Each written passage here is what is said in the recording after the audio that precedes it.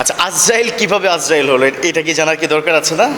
আজরাইল কিভাবে আজরাইল হলেন, কারণ চারজন আল্লাহ প্রধান চার ফেরেশতার মধ্যে এক একজন এক একটা ডিপার্টমেন্ট নিয়ে দায়িত্বরত হচ্ছেন।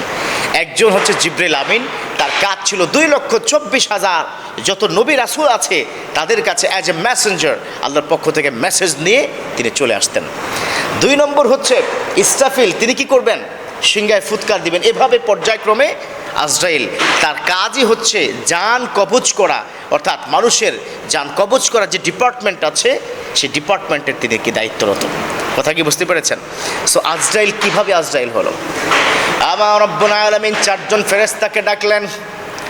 চারজন প্রধান ফেরেশতা রব্বুল আলামিনের সামনে যখন দাঁড়িয়ে যায়, আল্লাহ তখন বলেন, ও ফেরেশতারা, আমি মানব বানাবো, মানুষ বানাবো।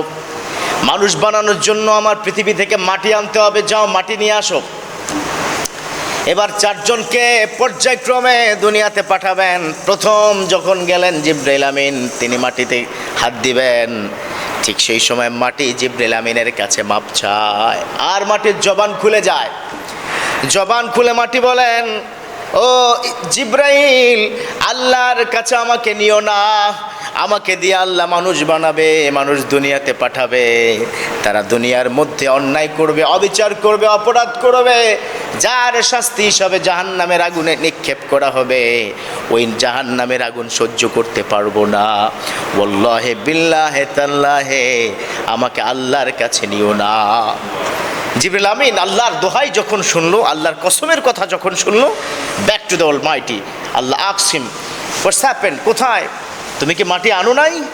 তখন বলল, না, আই ডিডন্ট ব্রিং, আমি আনতে পারি নাই, আমাকে সে আপনার দোহাই দিয়েছে। আল্লাহ বললেন, জিবরাইল, তোমাকে দিয়ে এই কাজ হবে না। মিকাইলকে বলল, মিকাইল যাও দুনিয়া থেকে মাটি নিয়ে আসো, আমি মানুষ বানাবো। সাইয়েদানা মিকাইল আলাইহিস সালাম দুনিয়াতে যখন মাটির কাছে আসলেন, ওই মাটি একইভাবে তার জবানটা খুলে যায়। মাটি তখন বলল, আমাকে নিও না, কারণ হলো আমাকে দিয়ে মানুষ বানাবে এবং মানুষটাকে আবার জাহান্নামের আগুনে জ্বালিয়ে দিবে, আমি সেটা সহ্য করতে পারবো না। আল্লাহি বিল্লাহি তাল্লাহি, তিনটা কসম করে বলি, আমাকে নিও না, আল্লাহর দোহাই লাগে, আমাকে নিও না। তিনিও ফেল। তিনি আল্লাহর কাছে আসলেন। আল্লাহ বললেন, কি ব্যাপার মিকাইল? আল্লাহ গো, আপনার কথা বলে, আপনার ভয়ে তটস্থ হয়ে আছে, আপনার দোহাই দিয়েছে, আমি কি করে আনি? বললো, ইউ আর ফেলিওর, তোমাকে দিয়ে কাজ হবে না। যাও এবার ইসরাফিল, যাও, কারণ তোমার একটা দায়িত্ব আছে, তুমি তো সিংহায় ফুৎকার দিবা, গোটা পৃথিবী বিশ্বজাহান যা কিছু আছে সব তছনছ হয়ে যাবে, কিয়ামত তখন হয়ে যাবে। যাও যাও যাও, মাটি নিয়ে আসো, আমি মানুষ বানাতে চাই। তিনি গেলেন, মাটির কাছে গেলেন, একই কথা বললেন, আল্লাহর দোহাই, আমাকে নিও না, আল্লাহ মানুষ বানাবে, সে মানুষ জাহান্নামের আগুনে জ্বালিয়ে দিবে, ওই আগুন আমি সহ্য করতে পারবো না। এবার ফাইনালি আজরাইলকে পাঠালে, যাও এই আজরাইল, তুমি যাও গিয়া মাটি নিয়ে আসো। যখন আজরাইল গেলেন, একই কথা, জবান খুলে গেল।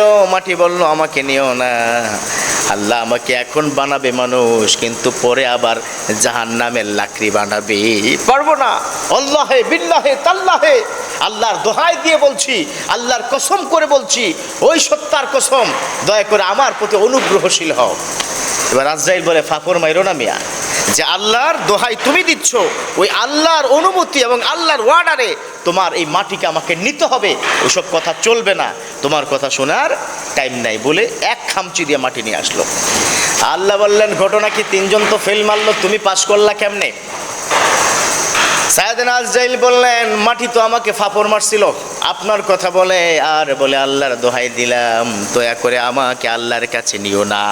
আমি উল্টা মাটিকে বললাম, এইসব ফাপড় মাইরো না, যে আল্লাহর দোহাই তুমি দাও।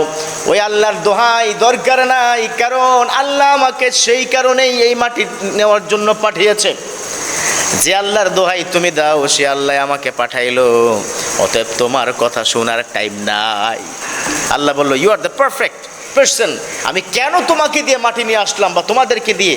আমি তো আনতে পারতাম, আমার কুদরতে অটোমেটিক মাটি আমার আরও সে আমার কাছে চলে আসবে। কেন আনলাম? ইতিমধ্যে আমি একটা টেস্ট করেছি।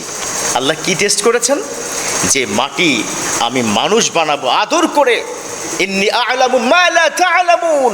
আল্লাহ ফেরেশতাদেরকে বলেছে, ও ফেরেশতারা, তোমরা জানো না আমি মানুষ বানাতে চাই, ও আমার আদরের মানুষ হবে। অপরাধ কি করবে না করবে, আমি গফুরুর রহিম, আমি ক্ষমা করব। অথবা আমি মানুষ বানাতে চাই। সোজা কথা, কি বানাতে চাই? মানুষ বানাতে চাই। সেই জন্য চিন্তা করলাম এই আদরের মানুষটাকে তো জান কবজ করতে হবে। এই যে খেয়াল করেন, আদরের মানুষটা কি করতে হবে? জান কবজ করতে হবে। যেহেতু জান কবজ করতে হবে, এই নিষ্ঠুর কাজটি কে, who will be the person যে এই ধরনের ক্রুয়েল হয়ে মানুষটাকে হত্যা করবে, তার জান কবজ করবে? একজন বয়স্ক থুরথুরে মানুষ, আহা 90-95 বছর, দেখলেই তো মায়া লাগে, আহা কি অসহায়। এই অসহায় ব্যক্তিটার কাছ থেকে জান কবজ করা কতটা নিষ্ঠুরতা, এই নিষ্ঠুর কে হতে পারে? জাস্ট আমি টেস্ট করলাম, টেস্টে তোমরা 3 জন ফেল, ও পাস, অতএব 100-তে 100 নাম্বার পেয়েছেন। আজরাইল বলল, আল্লাহ তাহলে আমাকে এই দায়িত্ব দিলেন আপনি, এই কঠিন কাজ, এ তো কঠিন কাজ। একটা ছোট্ট শিশু মাত্র পৃথিবীতে আসলো, ওয়াও ওয়াও করে কান্না করছে, তার জান কবজ কি করে করবো আল্লাহ? একজন বয়োবৃদ্ধ মানুষ কি পরিমাণ কাতর, হাত পা দুটো নাই, বোমে সব শেষ হয়ে গেছে। এই যে আফগানিস্তানে, ফিলিস্তিনে এখন বোম ব্লাস্টিং করছে, হাতও শেষ, পাও শেষ, মাঝখানে এতটুকু বডি তার আছে। এই মানুষটাকে কি করে আমি জান কবজ করব?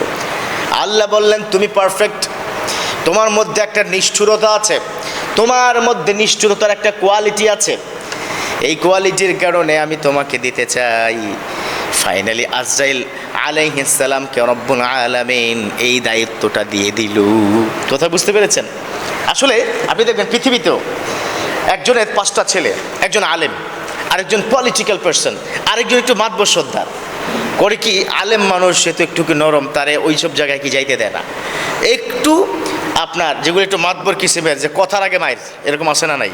কথার আগে মায়ের আছে না, কথা কমু পরে আগে পিটিয়ে নেই।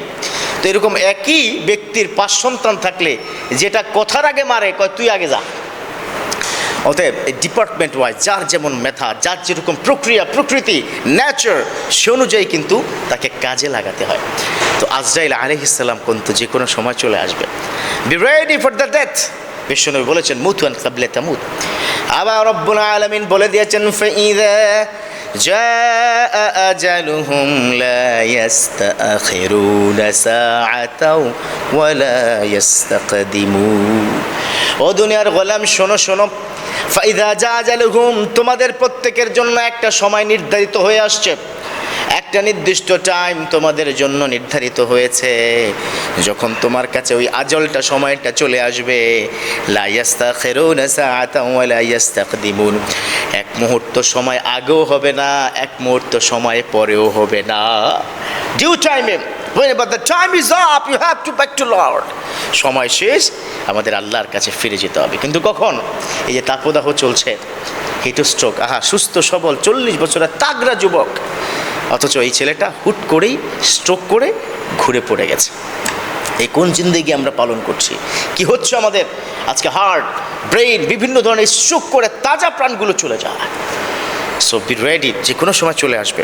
অতএব আমরা যেন মৃত্যুর পূর্বে মৃত্যুর প্রস্তুতি গ্রহণ করতে পারি। আল্লাহ তৌফিক দান করুক, আমিন।